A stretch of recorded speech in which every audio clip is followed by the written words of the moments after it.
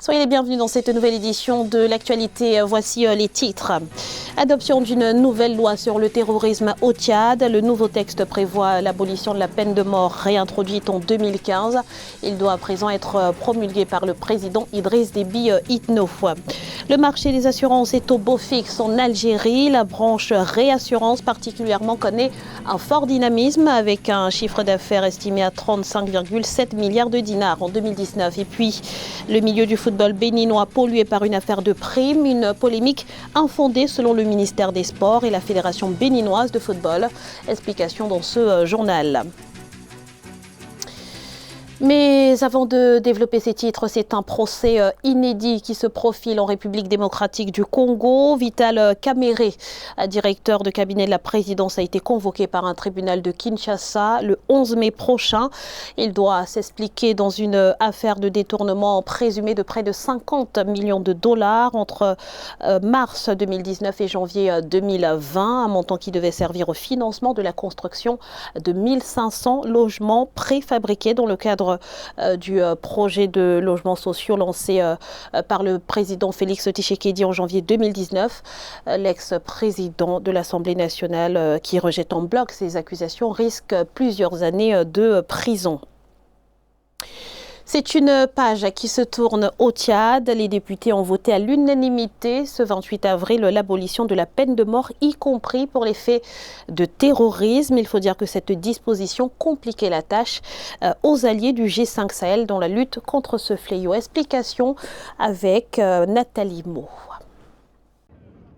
Abolition de la peine de mort au Tchad. La levée de la peine capitale pour les personnes coupables de terrorisme a été adoptée le 28 avril 2020 par l'Assemblée nationale. Elle intervient au bout de 6 mois d'examen au Parlement. Un acte en faveur du respect des droits humains selon les autorités tchadiennes. Les députés ont voté à l'unanimité l'abolition de la peine de mort pour des actes de terrorisme. Cette mesure a pour but d'harmoniser la législation du Tchad contre le terrorisme avec celle des pays membres du G5 Sahel qui ne prévoit pas la peine de mort pour les actes de terrorisme. La peine de mort constitue une atteinte au droit à la vie. En 2017, le nouveau code pénal a aboli la peine de mort pour les crimes de droit commun, mais est resté ferme en matière de terrorisme. Préalablement abolie, la peine capitale a été réintroduite en 2015 après une série d'attentats perpétrés entre juin et juillet 2015 par le groupe terroriste Boko Haram en N'Djamena. Des experts voyaient en cette disposition un frein dans la coopération judiciaire entre pays du G5 Sahel. Déjà, s'il y a une coopération bilatérale entre deux pays et que le pays X a aboli la peine de mort et que le pays Y ne l'a pas fait, sur le plan judiciaire, il doit certainement avoir des problèmes. N'oubliez pas que le G5 attend des financements, même si tous les financements ne sont pas accordés, attend des financements des autres bailleurs. Et ces bailleurs ont effectivement des choses à imposer en matière de droits de l'homme, en matière, en l'occurrence, de la peine de mort. Les dernières exécutions ont eu lieu en 2015 au Tchad. L'entrée en vigueur de l'abolition de la peine de mort est désormais soumise à la promulgation du président Idriss Déby Itno. L'étau se resserre autour de Thomas Taban. Le Sénat du Lesotho a procédé ce mardi à des amendements visant à limiter les pouvoirs du Premier ministre mis en cause dans le meurtre de son ex-épouse en 2017. Désormais, il devra obtenir l'accord d'une majorité de sénateurs avant de proposer au roi de dissoudre le Parlement et d'ordonner de nouvelles élections. Notons que cette disposition affaiblit davantage Thomas Taban et intervient au lendemain de la signature par le gouvernement d'un accord dans lequel il s'est engagé à favoriser un retrait digne afin de mettre fin à la crise politique que traverse le pays. Des convois remplis de dons et de matériel sanitaire ont quitté Yaoundé en direction des 10 régions du Cameroun le 28 avril. Un déploiement qui entre dans le cadre du plan de riposte communal contre le Covid-19 mis en place par le président Paul Biya. Reportage de Viviane Baoken, notre correspondante au Cameroun. c'est effectif. Voici les 10 convois transportant le matériel de santé offert par le président Paul Biya dans le cadre de la riposte contre le Covid-19. Ces dons d'une valeur de 2 milliards de francs CFA ont été acheminés le 28 avril 2020 dans les 360 communes d'arrondissement du pays afin de renforcer auprès des populations les mesures visant à contenir la propagation du Covid-19. Ici, à la place de l'Indépendance à Yaoundé, le maître d'ouvrage s'assure que tout est fin prêt. Aujourd'hui, tous les convois partent dans les régions. C'est pour vous dire que quand le chef d'État a pris une décision, cette décision est appliquée à la lettre et avec célérité. Maintenant, nous allons lancer le convoi de la région du Sud. Dans ces camions, ce sont près de 50 000 cartons de savon et de lessive, 1,5 million de masques de protection pour les populations, 50 000 masques chirurgicaux pour le personnel hospitalier, 40 000 bidons lave-mains ainsi que des kits de dépistage rapide et des appareils respiratoires pour les hôpitaux. Et pour encourager les mesures barrières, il a donc doté chaque arrondissement de tout le nécessaire pour, n'est-ce pas, assurer une bonne riposte.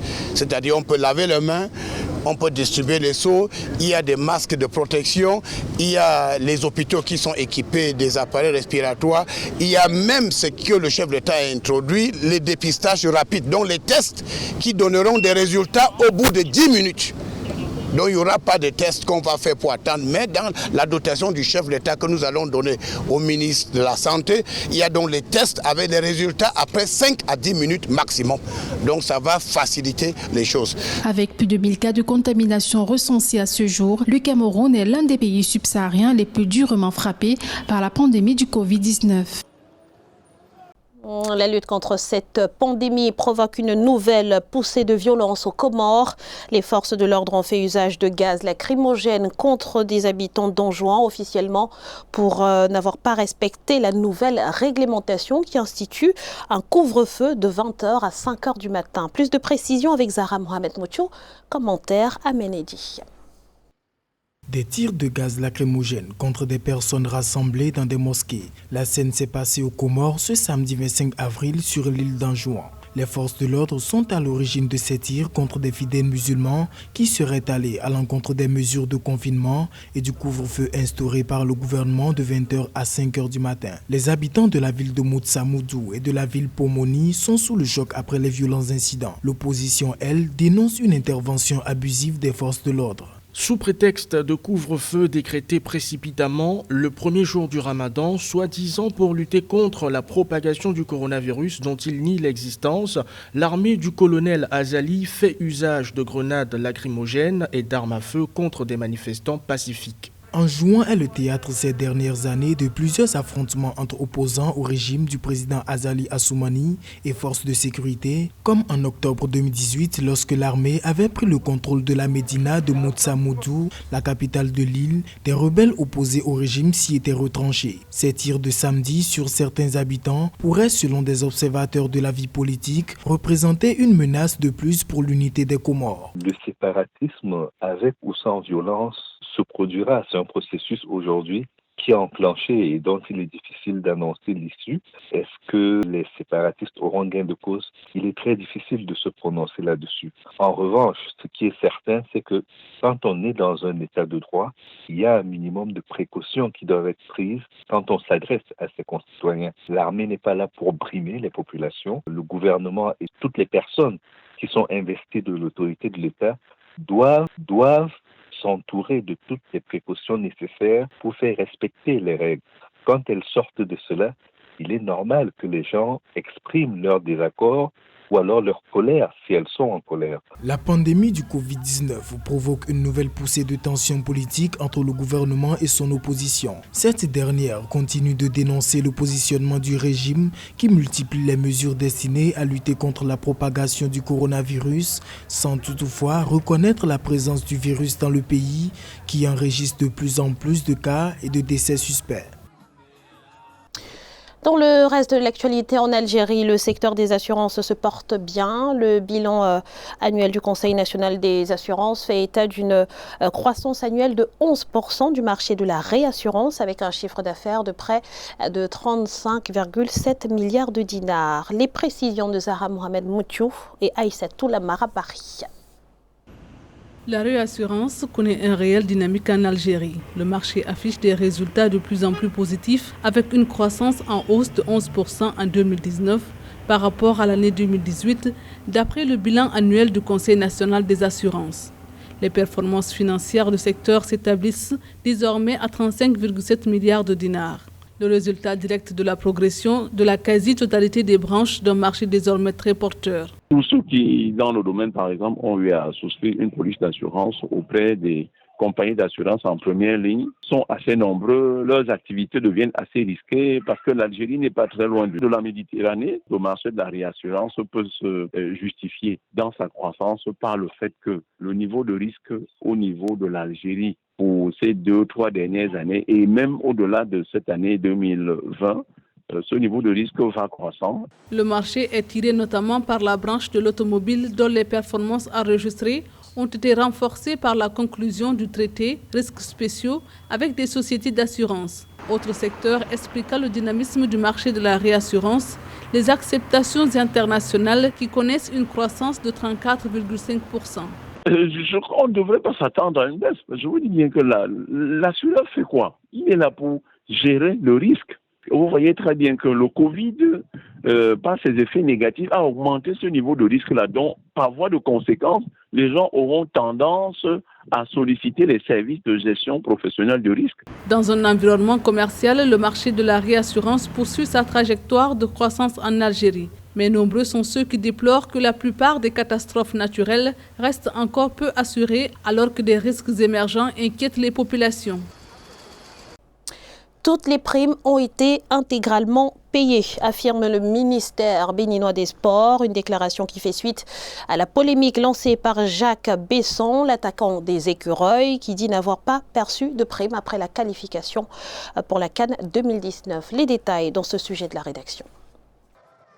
La question de primes non versées à certains joueurs béninois pour la CAN 2019 fait encore débat. Le ministère des Sports a rendu public un communiqué dans lequel certaines précisions sont apportées.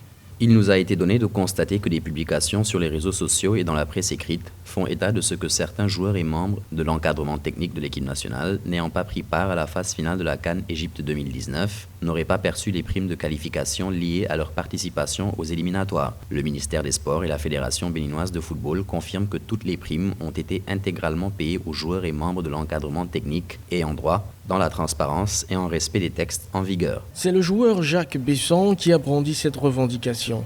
Il l'aurait annoncé à l'ensemble de ses coéquipiers en déclarant ne pas être en possession de ses primes. Cette question est vraiment en suspens et le ministre leur a rétorqué que ça ne se passe pas comme ça. Vous avez certes participé à la qualification de l'équipe des Écureuils du Bénin et vous avez eu des primes allant de 7 000 à plus. Et là, c'est un bonus que le président de la République a octroyé aux convoqués qui doivent évoluer en Égypte. Voilà où se trouve aujourd'hui le problème. Et je pense que le ministère des Sports ne va pas céder parce que quand on lit bien le communiqué, il est bien marqué dedans. On voit bien que le ministre des Sports ne va pas céder. Enfin, le communiqué du ministère conclut en conséquence toute action visant à saboter cette dynamique qui a permis l'entrée du Bénin dans le concert des grandes nations sportives africaines et procurer de la joie à tout le peuple béninois ne saurait être toléré.